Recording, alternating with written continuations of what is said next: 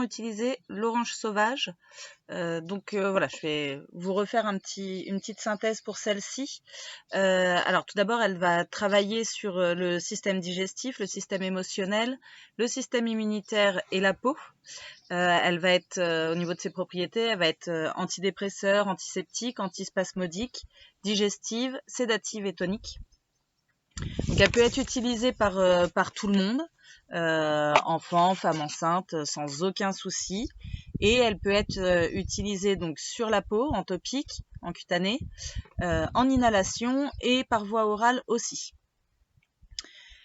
La seule contre-indication avec cette huile-là, puisque c'est un agrume, donc c'est de ne pas s'exposer au soleil après l'avoir utilisée sur la peau pour éviter d'être brûlé. Donc l'orange, déjà, une des premières utilisations qu'on peut en faire et à laquelle on peut penser, c'est tout ce qui va être par voie orale, donc la cuisine, par exemple. Vous pouvez en mettre dans une recette pour venir remplacer le zeste de citron. Vous pouvez aussi en prendre une goutte pour venir rafraîchir la laine ou en mettre dans de l'eau pour la boire, pour la consommer tout au long de la journée. Ça peut être aussi une bonne solution pour ceux qui boivent pas assez d'eau ou ceux qui souhaiteraient maigrir. Voilà, pour ce qui est de la gestion du poids, l'orange peut être une aide. Elle peut aider aussi pour l'arrêt du tabac, par exemple.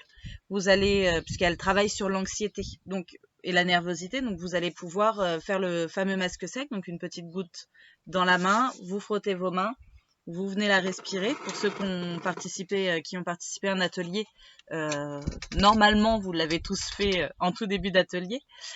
Donc voilà, à chaque fois en fait qu'il y a une envie de manger, une envie de fumer, voilà, à chaque fois qu'il y a une envie, le fait de faire ça vient remplacer le geste initial et ça vient aussi apaiser le cerveau, calmer un petit peu le besoin, la nervosité qui va avec, enfin voilà.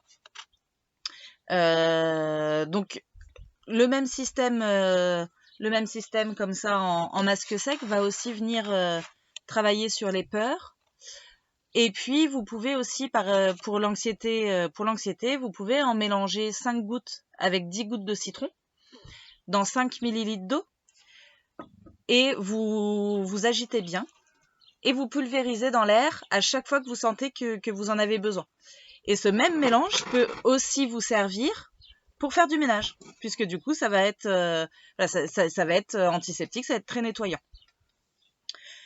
Pour la nervosité, là vous allez en mettre 3 à 5 gouttes dans un diffuseur. Voilà.